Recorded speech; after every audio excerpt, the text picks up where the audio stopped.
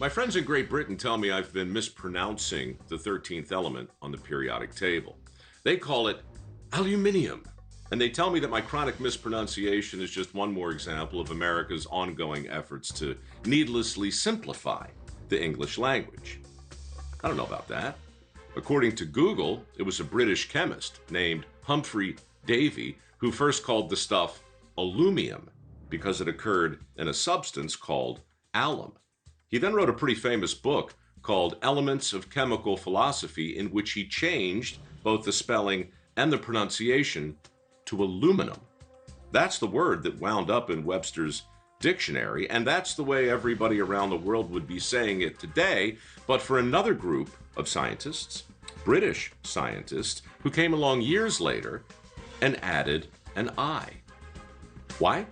In their words, because they wanted it to sound more classical. Far be it from me to needlessly simplify the English language, but tonight we are not taking you to the Logan Aluminium Plant in Russellville, Kentucky, to learn more about the most important metal in the world, because this is not another episode of How Things Work in Jolly Old England. This is how America works. And over here, it's aluminum.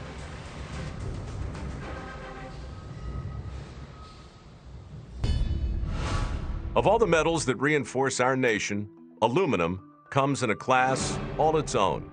It doesn't rust, it's lightweight, and, in spite of that, it is incredibly strong, which might explain why, these days, it's also in such high demand.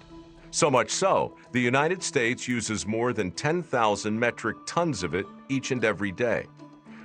More than enough to build 4 Boeing 747s an hour. But it doesn't just go into aeronautics.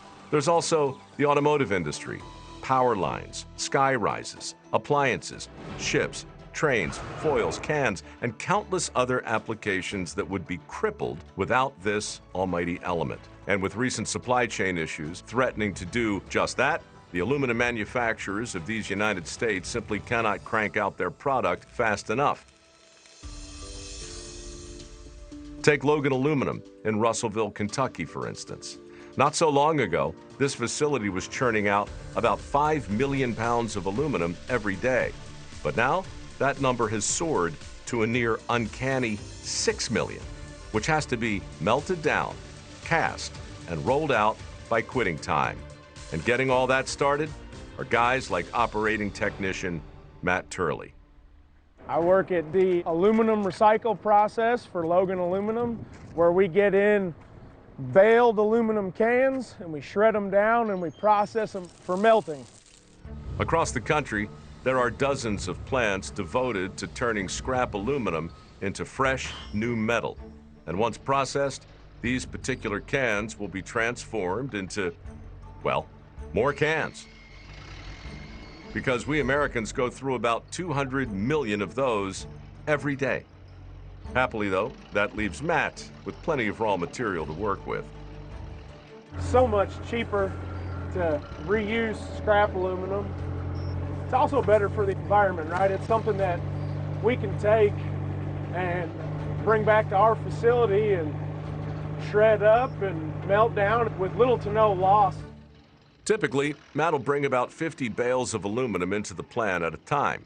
And with the latest of those now feeding onto one of Logan's resident shredders, known as the Zato, he heads for the control room to keep an eye on their progress. This camera right here shows the inside of the Zato.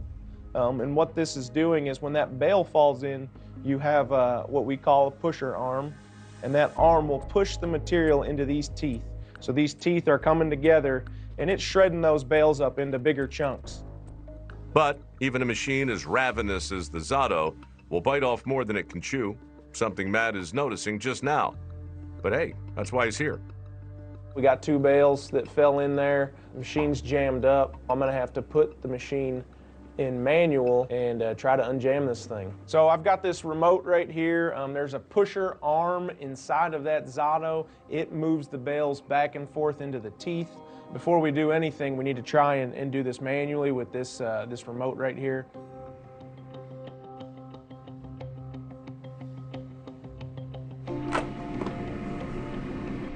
But this particular jam seems to be beyond the remote's reach. Gosh, man, this is not working at all. It's not going to happen for us. When he's not dealing with jams, Matt also keeps an eye on the aluminum scrap as it's further shredded, cleaned, and ultimately melted down. But from there, it enters the domain of this lady, holding furnace technician Rosie Miles. She's one of the people in charge of turning all that molten metal into 6 million pounds of ingots before day's end. We have a really big day ahead of us. We're going to have to be really, really busy, and we're all going to have to work together and work really safe to get this done. For Rosie's part, that means stirring the latest batch of molten aluminum to bring impurities called dross to the surface, where it can then be removed with a 20-foot skimmer.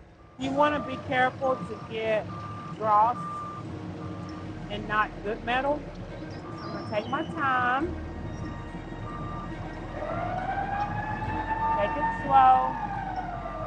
I'm going to bring this metal up to the edge, the lip of the holder. It actually looks pretty good. It looks pretty clean. You get a good sample and go from there. There's not much point in pouring a 30-ton ingot if it's not up to spec. So Rosie relies on an automated computer system to show her exactly what she's working with. Let's see. Got to be kidding me. Nobody said belting out 6 million pounds of aluminum per day was easy. In fact, it's nigh on impossible unless everyone and everything at Logan is working exactly as it should. And since everything includes several hundred finely tuned machines, big and small, there's a guy to keep an eye on those too. Engineering site maintenance technician Chad Stone. Engineering site maintenance is all about putting out the fires, pretty much anything it takes to keep the plant running.